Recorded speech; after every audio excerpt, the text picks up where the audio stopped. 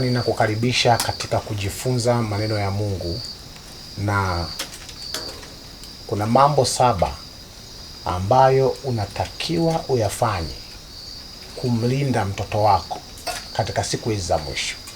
Unajua shetani ameshagundua wewe umeshakuwa mtu mzima, ameshakushindwa. Wakati mwingine nguvu kubwa amepeleka kwa vijana na watoto kuhakikisha hakuna hata mmoja ambaye atatoka. Sasa mtoto wako ametegeshewa kila kona, kila namna ya jinsi ili aweze kupotoka na kupotea. Nina habari njema kwako. Bwana asifiwe, kwa sababu ndani ya Biblia kuna mambo makubwa ambayo Mungu ametupatia. Kama ukiyazingatia, mtoto wako utamlinda katika kipindi ambacho Mungu amesema mlee mtoto katika njia impasayo, ambayo hataiacha mpaka akiwa mzee. Umleje, umfanye nini? Ndio nitakufundisha mambo 7. Sasa nikukaribishe, karibu katika mambo 7 ambayo ni muhimu kwa ajili ya mtoto wako, kwa ajili ya mtoto wa imani yako, kwa ajili ya kijana wako. Na wewe mwenyewe ukifika mbinguni utaulizwa, liko wapi lile kundi nilokuachia? Timiza huu wajibu, hata kama ikitokea ameamua kupotea yeye, lakini wewe umetekeleza wajibu wako. Kwa hiyo nikukaribishe sana katika mambo 7 muhimu kwa ajili ya watoto wako, kwa ajili ya watoto wako. Jambo la kwanza, muamuru mtoto wako aiendee njia ya Bwana. Muamuru, sijasema muombe. Muamuru mtoto wako aiendee njia ya Bwana. Mwanzo 18 mstari wa 19. Mwanzo 18 mstari wa 19. Kwa nini nasema muamuru mtoto wako aiendee njia ya Bwana? Kwa sababu ya Mwanzo 18 mstari wa 19. Na faida ya hiki utakachokifanya sio tu kwako, lakini sio kwa mtoto wako tu, hadi kwako mwenyewe. 18:19 Mwanzo inasemaje? Ngoja tusikize maneno ya Bwana hapa. Neno la Mungu linasema, kwa maana nimejua ya kwamba atawaamuru wanawe na nyumba yake baada yake waishike njia ya Bwana, wafanye haki na hukumu, ili kwamba Bwana naye amtimizie Ibrahimu ahadi yake. Mungu anasema Ibrahimu anamjua ya kwamba ataiamuru familia yake na wanawake, watoto wake na watu wa nyumbani kwake waiendee njia ya Bwana, watende haki na hukumu. Na anamalizia kwa kusema naye Mungu atatimiza ahadi yake. Watoto ni wageni, na kwa sababu ni wageni hawajui mambo ambayo wewe unajua. Hawajui hatari za dunia, hawajui majanga yanayokumba dunia, hawana ufahamu. Anaweza akapenda kitu lakini hajui. Wewe ambaye unajua, jifunze neno la Bwana na uamuru. Wakati mwingine unamuamuru mtoto wako aiendee njia ya Bwana, ni amri. Ni wakati wa kuomba, unajua faida ya kuomba, hajui. Ni wakati wa kwenda kanisani, hata akilialia hivi, mbona akiwa anaenda shule unamchapa hadi fimbo lazima aende? Na kanisani muamuru. Akiwa mtu mzima atakushukuru. Ibrahimu amekuwa baba wa imani kwa sababu alikuwa na guts, alikuwa na ujasiri wa kuamuru watoto wake waiendee njia ya Bwana, ili wapate haki, wapate amani, wapate na hukumu, kutenda hukumu kwa haki. Sikiliza, ikiwa unajua jambo ni zuri, lina matokeo mazuri, amuru. Hata anaweza akaona unamtesa leo, lakini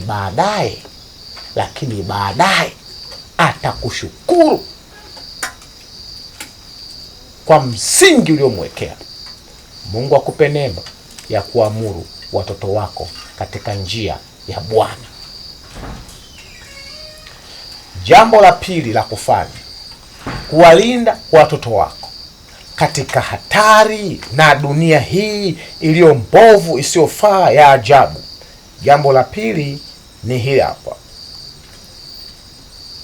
waombee watoto wako. Natoa sadaka, ukiinenea hiyo sadaka juu ya watoto wako, na hii ina faida. Hata kama ninapoongea saa hii watoto wako wamekwisha kuharibika, ni miongoni mwa watoto wanaosumbua sana hapo mtaani. Hata kama kameanza kutoa lugha hivi chafu hivi ambazo kimsingi umeshaona hatima yake sio nzuri. Hata kama kameanza makundi katika binti kako, miziki ya dunia, disco, na amekuwa asikii unachomweleza, muombe, umtolee na sadaka. Na sadaka zako, sadaka sio mchango, sadaka ni sadaka. Uinenee sadaka yako, itamkie sadaka yako, itamkie sadaka yako yale unayoyataka. Sindikiza sadaka yako na matamshi. Kwa nini? Mungu anasema ninayaumba matunda ya maneno ya midomo yako. Fedha amini au sadaka yako unayotoa kwa ajili ya kumsimamisha mtoto wako, kwa ajili ya kumrekebisha mtoto wako, unganisha na maneno. Unasema nini mtumishi wa Mungu? Kitabu cha Ayubu. Kitabu cha Ayubu 1:5. Maneno haya ni ya muhimu, yafanyie kazi, yatazaa matunda katika maisha yako. Kitabu cha Ayubu 1 na mstari wa Ayubu 1 na ule mstari wa 5, tunamuona Ayubu anafanya kitu kizuri ambacho nataka na wewe ukifanye. Anasema hivi: basi ilikuwa hapo hizo siku za karamu zao zilipokuwa zimetimia, Ayubu hutuma kwao akawatakasa, kisha akaamka asubuhi na mapema na kusogeza sadaka za kuteketezwa kama hesabu yao yote iliyokuwa. Kwani Ayubu alisema, yumkini kwamba hawa wanangu wamefanya dhambi na kumkufuru Mungu moyoni mwao. Ndivyo alivyofanya Ayubu siku zote. Ayubu alitoa sadaka kwa ajili ya watoto wake. Ayubu alitoa maombi kwa ajili ya watoto wake. Yumkini hujui alipo boarding huko, wenda ameanza michezo michafu. Yumkini hujui anafanywa nini akiwa na wenzake huko katika michezo. Watoto wako, jifunze kuwaombea watoto wako. Na nikupe siri. Katika kitabu kinaitwa The Adventist Home, baba anaelezewa kama kuhani, kimeandikwa na nabii anaitwa Ellen G. White. Anasema, amka, watoto wako washike vichwa asubuhi, waombee baraka, watamkie baraka. Washike vichwa, shika tamke wako, shika kichwa. Wewe ni kuhani, ukitamka Mungu anafanya. Alafu hata kama mama baba hayupo, waombee.